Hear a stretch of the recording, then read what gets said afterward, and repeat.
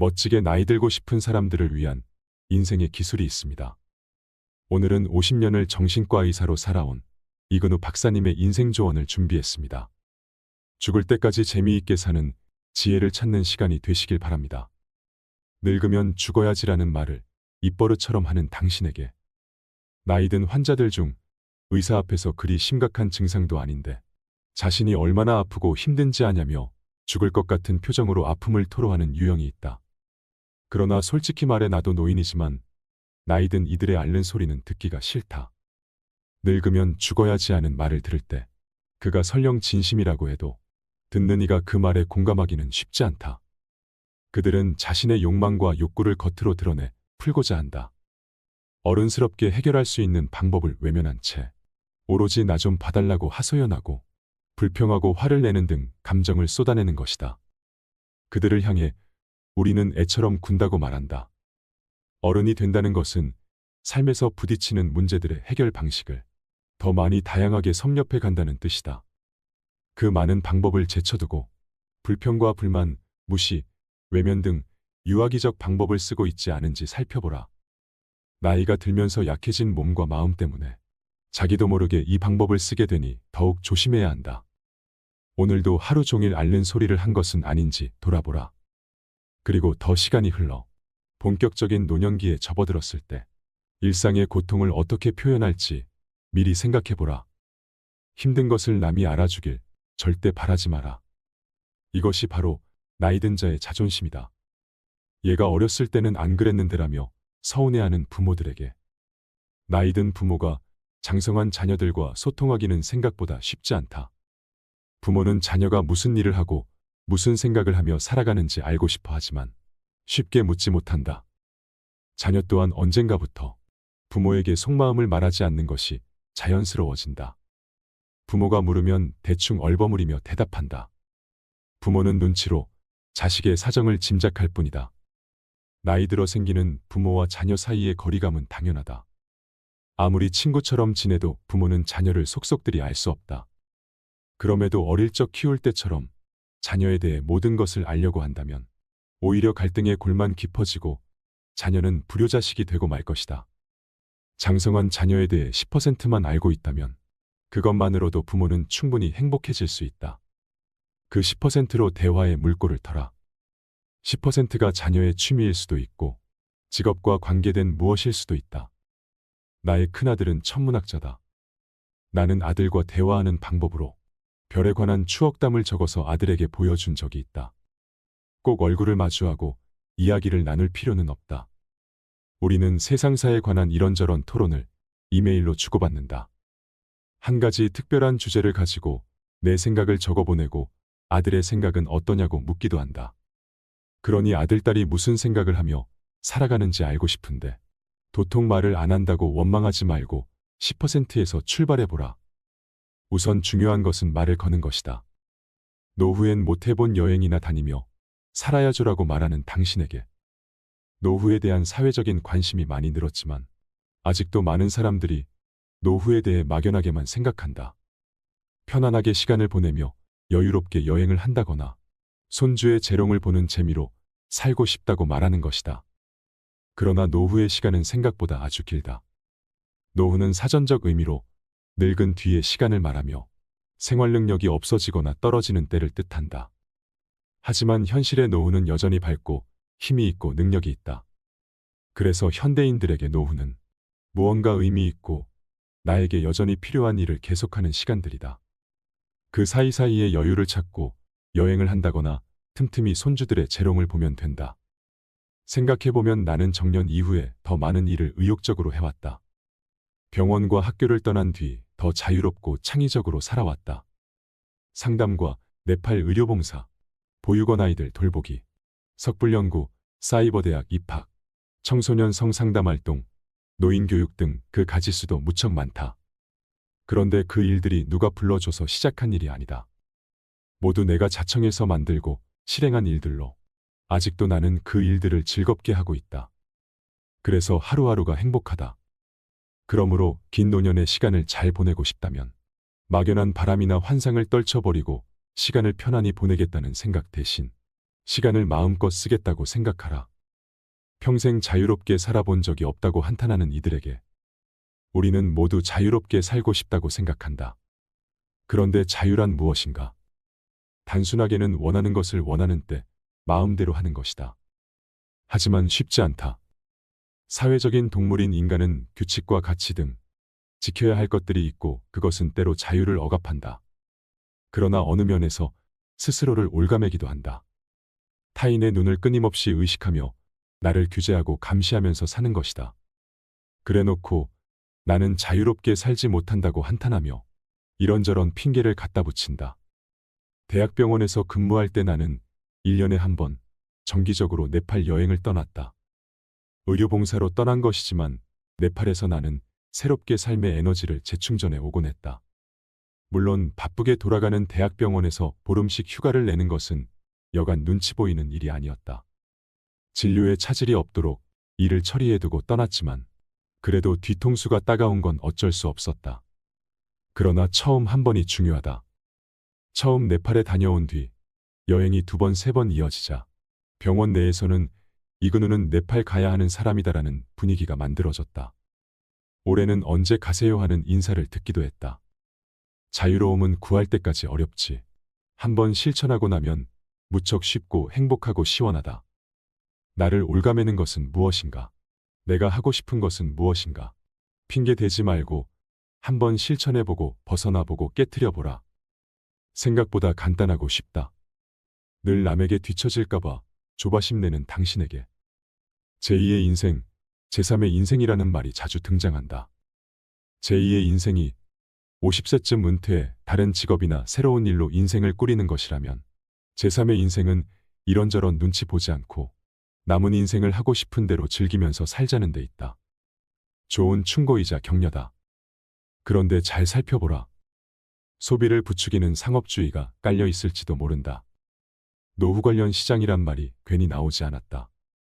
다양한 여행 상품에 각종 건강식품, 의료기기, 운동기구, 그리고 손해보험과 상조보험까지 노인의 호주머니를 호시탐탐 노린다. 이런 것들을 갖추지 못하고 체험하지 못하면 불안해진다. 남들도 다 하는데라는 생각이 더해지면 인생이 정말 잘못되어 가는 것 같다. 우리는 평생 경쟁하면서 콤플렉스를 느끼며 살아왔다. 경쟁 유도는 자본주의의 속성이다. 그래서 인생을 마무리할 시기에도 다른 사람 눈치를 보며 비교하고 채우려 든다. 늙어도 경쟁, 죽는데도 경쟁이다. 제3의 인생, 좋은 말이다. 그러나 맞아, 얼마 남지 않은 인생인데 나도 저렇게 살아야지 하면서 뛰어들기 전에 잘 살펴보라. 혹 안 해도 될 일을 체면이나 다른 사람 말만 믿고 따라가는 것은 아닌지 따져보라. 그렇게 살아야 꼭 좋은 인생, 성공한 삶이 되는 것은 아니기 때문이다. 남에게 뒤처지지 않는데 소중한 시간을 다 써버리지 마라. 뭐든 지나치면 원치 않은 일이 벌어지듯 좋은 욕심도 지나치면 모자람만 못하다.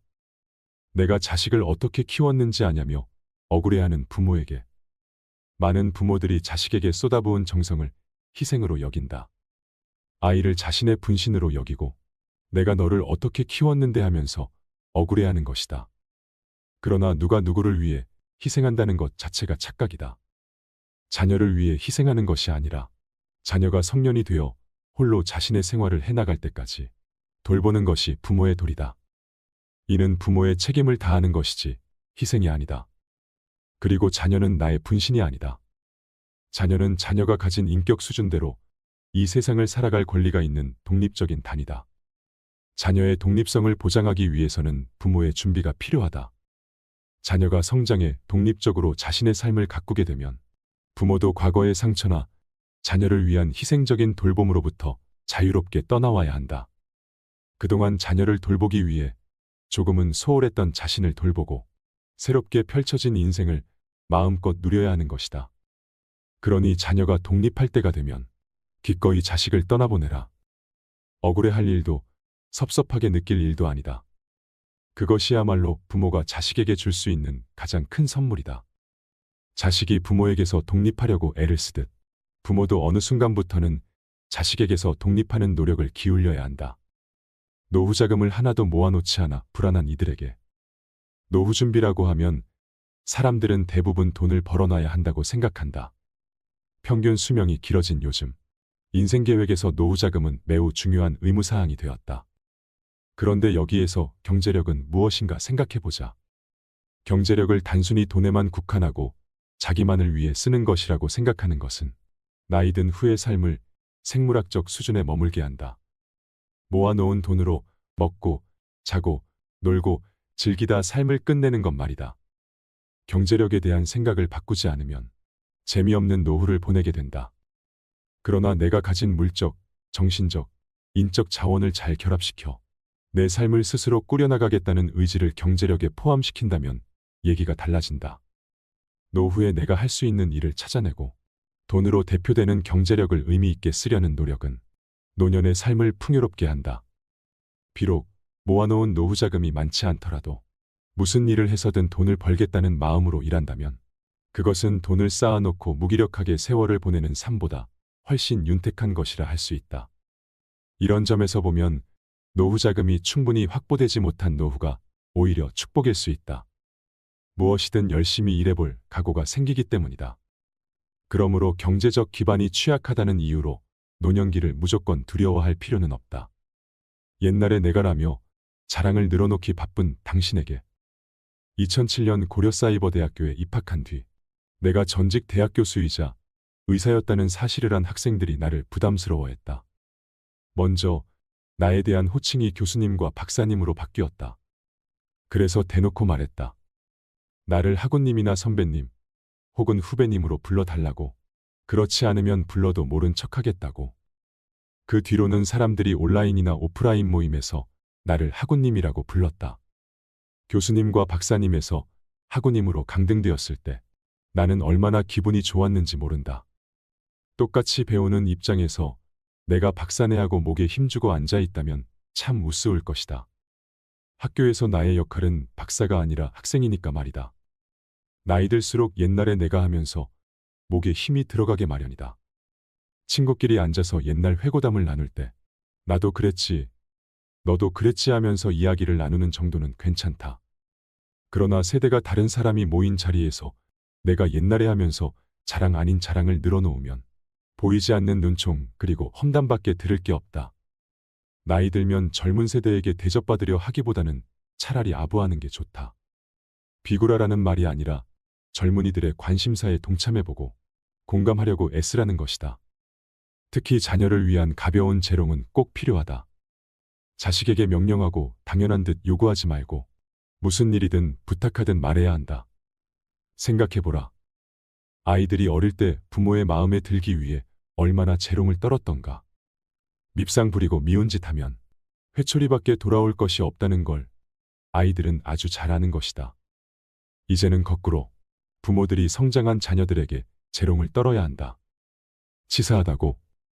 자녀들과 행복하게 지내기 위해 그 정도 치사함은 참을 만하지 않는가. 다만 재롱을 점잖게 떨어야 한다.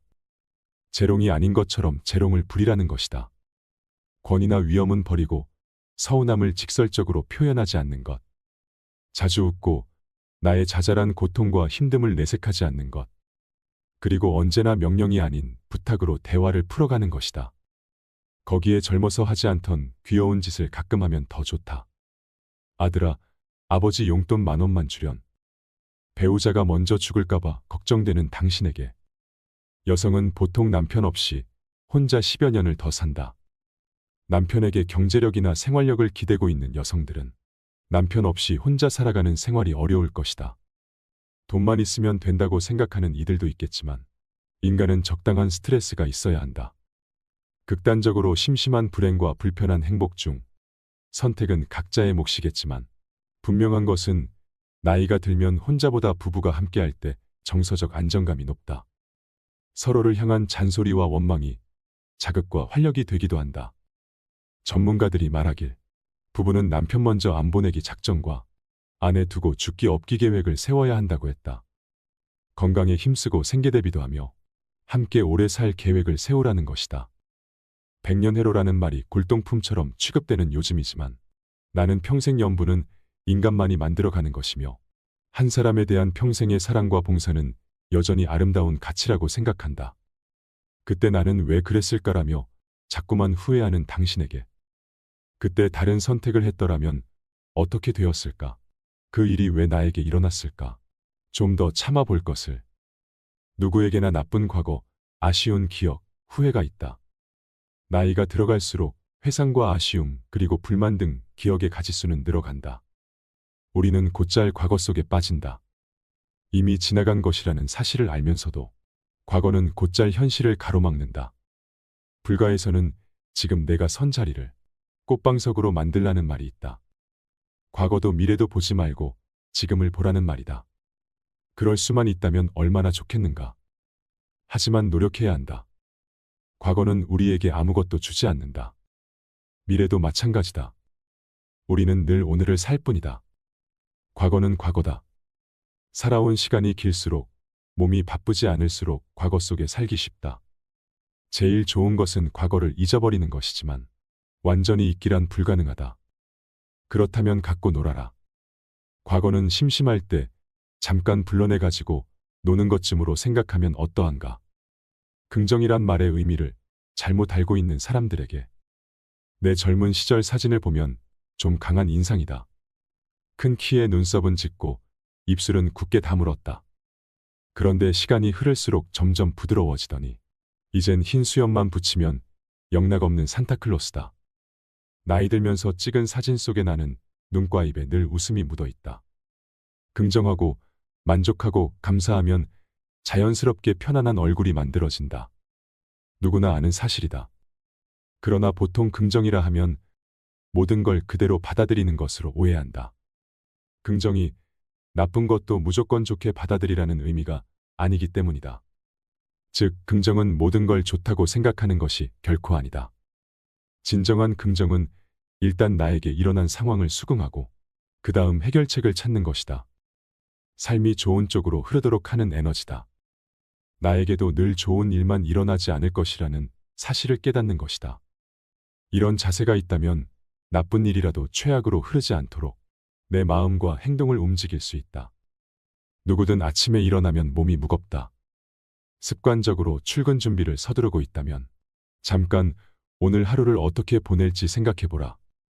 긍정적인 사람은 오늘 좋은 일이 있을 거라 믿는다. 그러나 진정한 긍정이 고수는 오늘 어떤 일이 일어나든 잘 견딜 것이라고 생각한다. 그 생각이 하루를 결정할 것이다. 그 하루가 모여 평생이 된다. 거절당하면 화부터 나는 당신에게 우리는 대화를 나누는 과정에서 본의 아니게 서로의 마음에 상처를 주고 상대를 아프게 할 때가 많다. 대화의 목적이 상대와 나의 마음을 서로 연결하는 데 있지 않고 어떤 결과를 얻는 데만 있다면 그 말은 폭력적으로 흐를 수 있다. 그렇다면 어떻게 해야 서로 상처 주지 않고 대화를 잘 나눌 수 있을까? 이상적인 대화는 명령이 아닌 부탁이다. 부탁의 대화법은 나이 들수록 특히 갖추어야 한다. 젊었을 때부터 이 대화법을 습관화해야 나이 들어 자연스럽게 나온다. 가족 사이에서도 마찬가지다. 자녀들이 내 마음을 몰라주면 서운하다. 내 뜻과 어긋나게 행동하면 화가 난다. 하지만 돌아보라. 지금 내가 자녀들에게 무엇을 하라고, 해달라고 명령하거나 요구하고 있지 않은지. 자녀들은 이제 성인이 되어 부모의 품을 떠나 독립적인 어른이 되었다. 그러니 더 이상 자녀들에게 명령하고 지시하지 말라. 장성한 자녀들이 반드시 나의 말을 들어줘야 한다는 생각을 이제 그만 버려라. 명령과 지시는 거부를 부를 뿐이다. 자녀들이 내 말을 듣지 않는다고 노여워할 일이 아닌 것이다. 노여움이 든다면 부드럽게 표현할 수 있는 방법을 써라. 바로 부탁하는 것이다. 자동차가 없는 아내와 나는 외출할 일이 있으면 자녀들에게 묻는다. 혹시 지금 외출하니? 같은 방향이면 내 차에 태워줄 수 있겠니? 요새 부쩍 우울하다고 말하는 이들에게 나이가 든다는 것은 한편으로 슬픈 일이다. 힘도 떨어지고 병도 생기고 의욕도 없고 다른 사람들의 존경도 사라진다. 어쩔 수 없다. 인간은 누구나 기본적인 불안을 가지고 있다. 본능적인 불안이다. 우울감도 마찬가지다. 누구나 우울감을 갖고 산다.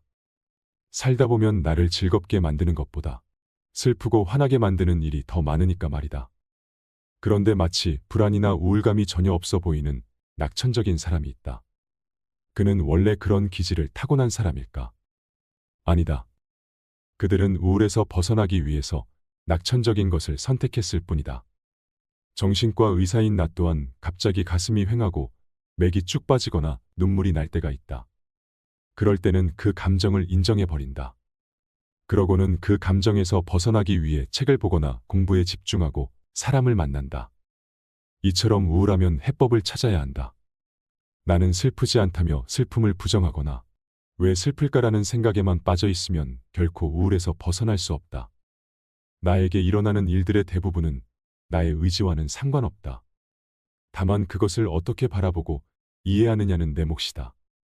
정신과 의사가 환자들에게 해주는 일은 해결 방법을 찾아주는 것이 아니다. 우울증으로부터 벗어나고자 하는 동기를 부여해 주는 것이다. 동기를 부여해 주면 일어나는 것은 환자의 의지에 달렸다. 우울증 극복의 첫 단추는 슬프다는 사실을 먼저 인정하는 데 있다.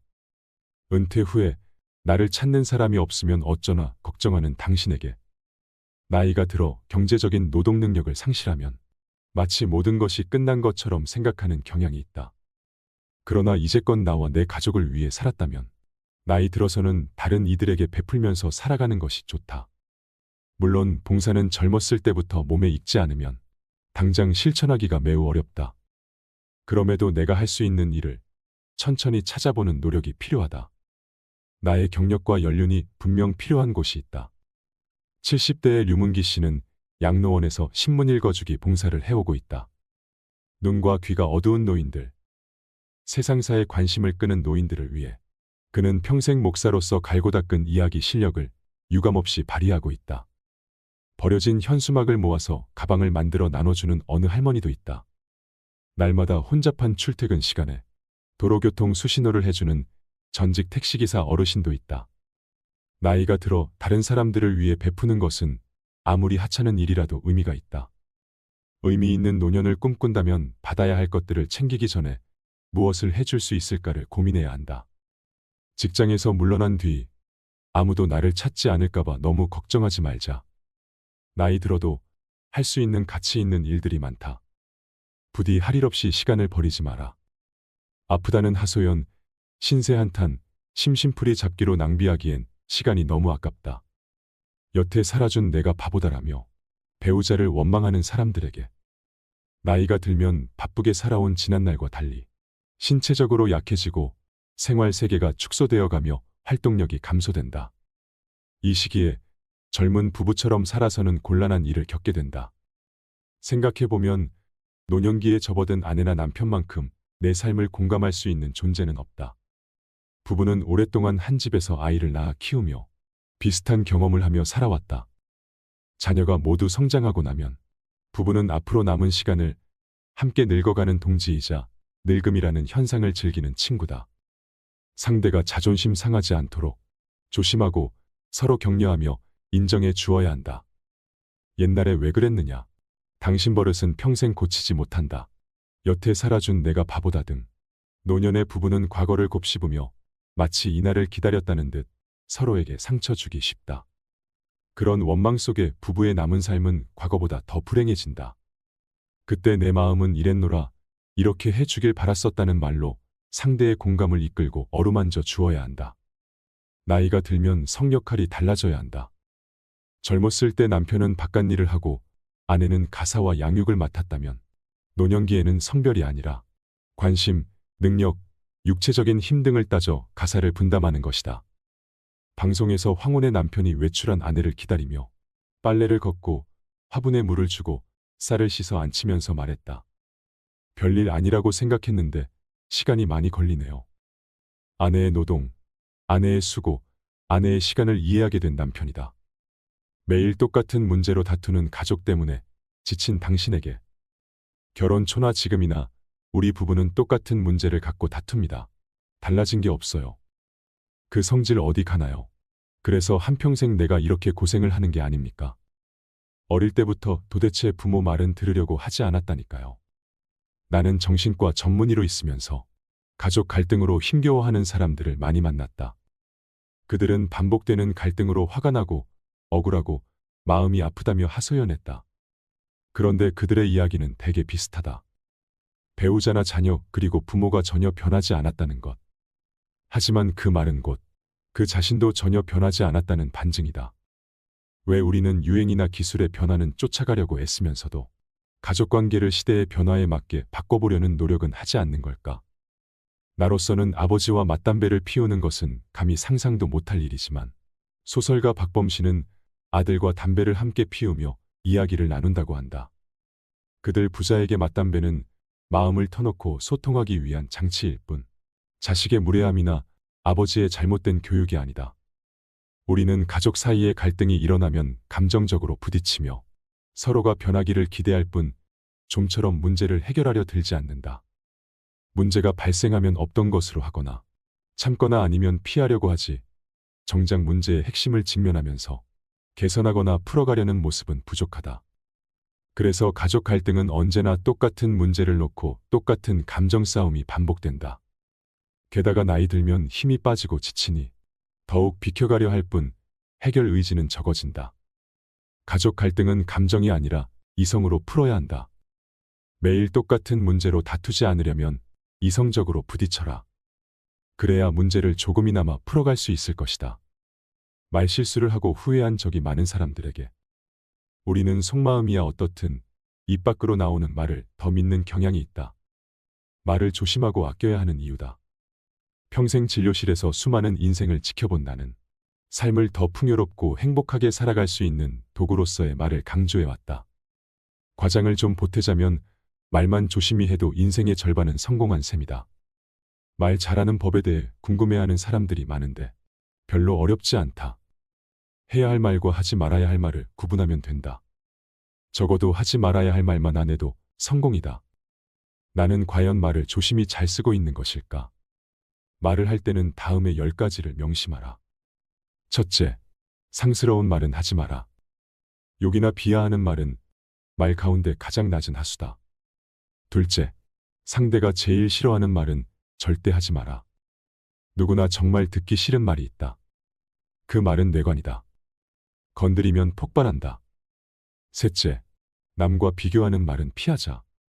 3살 먹은 아이부터 80살 먹은 노인까지 남과 비교하면 정말 기분 나쁘다.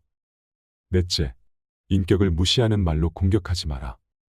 자존심을 건드리면 관계를 회복하기 어렵다. 두고두고 원망만 들을 뿐이다. 다섯째, 상대 가족을 헐뜯지 마라. 본질과는 아무 상관도 없는 상대의 가족은 어떤 상황에서도 건드리지 마라. 여섯째, 폭탄 선언은 제발 참아라.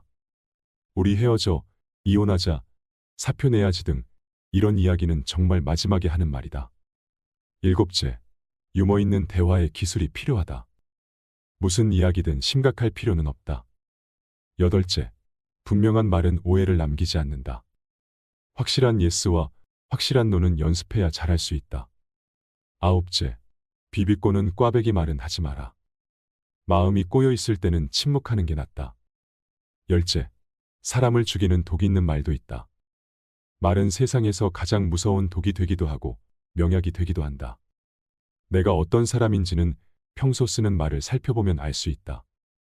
내가 얼마나 잘 살았는지, 어떤 인생을 살고 있는지 궁금하다면 지금 어떤 언어를 쓰고 있는지 살펴볼 일이다. 스스로를 못났다고 생각하는 잘난 사람에게 우리는 사회화 과정에서 스스로를 결점투성이로 보고 자신에게 비판과 비난을 퍼붓는 데 익숙하도록 훈련되어 왔다. 그래서 다른 사람에 대한 연민과 배려는 충분히 배우고 익히지만 자신에게만큼은 인색하다. 같은 일을 해도 남이 하면 실수지만 내가 하면 해서는 안 되는 큰 잘못으로 여기는 것이다. 그런데 정신분석학자 아들러의 열등감 이론에 따르면 인간은 원래 열등한 존재로 태어난다. 성장하면서 이 열등감을 극복하기 위해 노력하지만 열등감을 극복해도 또 다른 갈등에 직면한다. 이번에는 우월감을 유지해야 하는 것이다. 천신만고 끝에 획득한 우월감을 유지하는 것은 열등감을 극복할 때보다 더 큰 힘이 필요하다. 이렇듯 사람은 일생 동안 열등감과 우월감의 쳇바퀴를 돈다. 사람은 누구나 잠재 능력을 타고나지만 다른 사람과 비교해 우월한 것도 있고 열등한 것도 있다. 모든 것이 다 열등하고 모든 것이 다 우월한 경우는 없다. 아들러는 열등감을 극복하기 위해 노력하는 과정에서 인간이 발전해 나간다고 말했다. 그러나 끊임없이 부족한 것만 보고 지금까지 해온 노력은 모두 과소평가하면서 괴로워하는 사람들이 의외로 많다. 그들은 열심히 쳇바퀴를 굴러온 자신을 부정적인 시선으로만 평가하고 늘 열등한 것에만 초점을 맞춘다. 그들은 스스로를 못났다고 평가하지만 사실 속으로는 모든 면에서 충분히 잘나야 한다고 생각한다. 그러니까 모든 면에서 잘나야 하는데 그러지 못하고 모자란 부분이 있는 것을 견디지 못하는 것이다. 이제 그만 모든 걸 잘해야 한다는 생각을 훌훌 털어버려라. 모든 부분이 잘난 완벽한 사람은 이 세상에 없으니까 말이다. 다음은 자꾸만 스스로를 못난 축에 든다고 비하하는 사람들에게 주는 체크리스트다. 있는 그대로의 나를 사랑하기 위해 꼭 익혀야 할 삶의 자세이므로 천천히 하나씩 체크하며 그대로 실천해 나갔으면 좋겠다. 나는 있는 그대로의 나의 욕구를 받아들인다. 나는 내가 나인 것이 좋다. 나는 내 몸과 마음을 귀하게 여긴다. 나는 다른 사람들을 나처럼 소중하게 대한다. 나의 건강 계획을 세운다. 가장 잘 맺고 있는 관계와 안 풀리는 관계의 원인을 알고 있다. 나는 나의 감정을 잘 다스릴 수 있다. 나는 내가 좋아하고 잘하는 일을 하고 있다.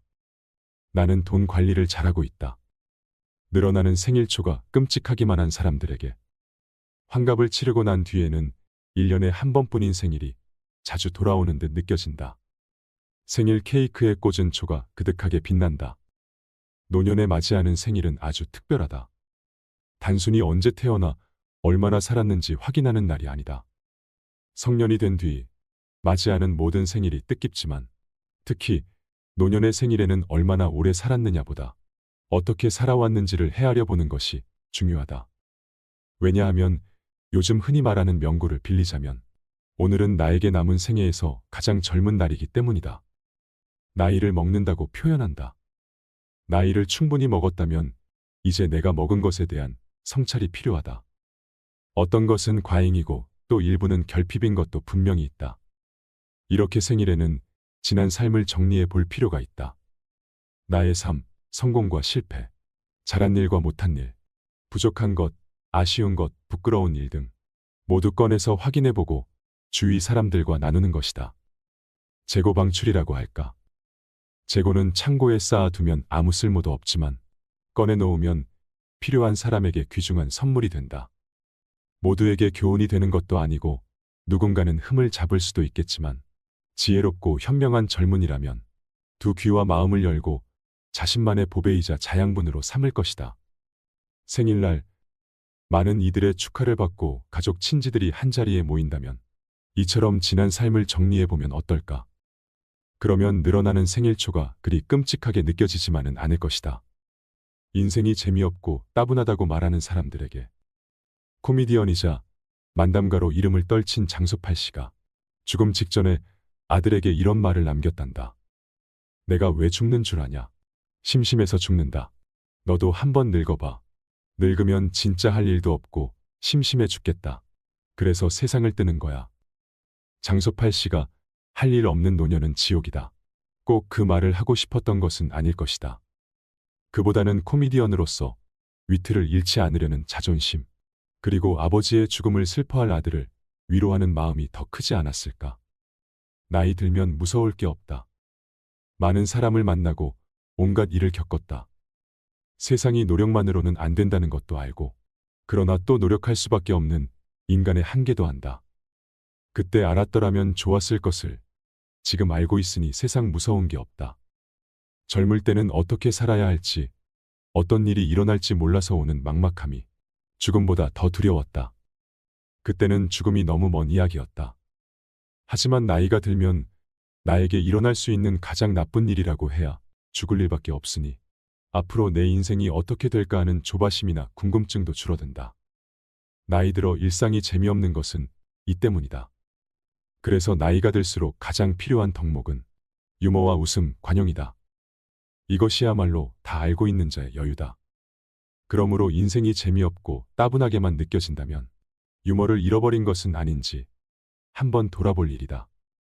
아까워서 아무것도 버리지 못하겠다는 사람들에게 내 오래된 꿈 가운데 하나는 스님들의 선방처럼 아무것도 없는 깨끗한 방을 가져보는 것이다. 선방은 스님들이 가부좌를 하고 앉아 명상하는 곳이다. 그곳에는 아무것도 없다. 오직 나를 붙들고 앉아 있을 뿐이다. 간혹 스님들의 방에 초대되어 차를 마실 일이 있으면 나는 언제나 그 텅 빈 방, 그리고 그곳을 꽉 채운 고요와 정갈함에 깊은 감동을 느꼈다. 나이가 들어서는 좀 더 자주 방을 정리한다. 하루 종일 책상을 치우고 널브러진 책을 책장에 꽂는다. 매번 이것저것 불필요한 것을 버리지만 아까운 마음이 드는 건 어쩔 수 없다. 그때마다 버릴 것은 미련이구나 하고 깨닫는다. 얼마 전에는 오랫동안 정기구독해온 잡지들을 끊기도 했다. 눈이 안 좋아 더 이상 마음 편하게 볼 수 없기 때문이다. 시간이 나면 보리라 쌓아둔 지가 몇 개월. 이번엔 단단히 마음을 먹고 전화를 걸어 구독을 끊겠다고 하니 월간 미술세계는 구독한 지 무려 30년 가까이 되었다고 한다. 문득 아쉬운 마음도 없지 않았다. 그러나 미안하다고 하며 끊었다. 그렇게 한번 정리를 하고 나면 마음이 한결 후련하다. 그러나 몇 주 안 가 방은 다시 잡동사니로 가득하다. 필요한 자료를 찾다 보면 어느새 방바닥에도 책과 종이로 탑이 세워져 있다. 아, 완전하게 끝까지 깨끗할 수는 없는 것인가. 어쩔 수 없이 또 천천히 버릴 것과 남길 것을 가리기 시작한다. 그래서 모든 게 아까워 도저히 버릴 수가 없다는 사람들에게 나는 말한다. 더 자주 버리고 더 자주 청소하세요. 그러면 됩니다. 오늘 우리는 누구나 인생의 황금기를 살고 있습니다. 다 쓰고 죽어라라는 말을 들어보셨나요? 미국의 유명한 재무설계사가 한 말입니다. 이 말은 돈에 대한 태도도 가리키지만 결국 사는 방식에 집중하라는 뜻입니다. 인생의 시간을 돈에 비유한다면 나에게 주어진 몫의 시간을 아낌없이 쓰고 남김없이 쓰며 노력하며 살아가야 한다는 말이지 않을까요? 인생의 시간을 아낌없이 쓴다는 것은 후회와 자책 등 부질없는 시간을 줄여 내가 할 수 있는 일, 하고 싶은 일을 더 많이 해보는 데 있을 것입니다. 삶의 정답은 없으며 스스로 만들어갈 뿐이지요. 마음은 지극히 주관적인 장소라고 합니다. 그 안에서는 지옥도 천국이 될 수 있고 천국이 지옥도 될 수 있습니다. 누구에게나 두 마음이 다 존재합니다. 그러므로 더더욱 내 마음이 지옥이 되지 않도록 단속해야 합니다. 여러분이 걸어가는 그 길이 평안하고 행복했으면 좋겠습니다. 순간순간의 작은 즐거움을 놓치지 마세요.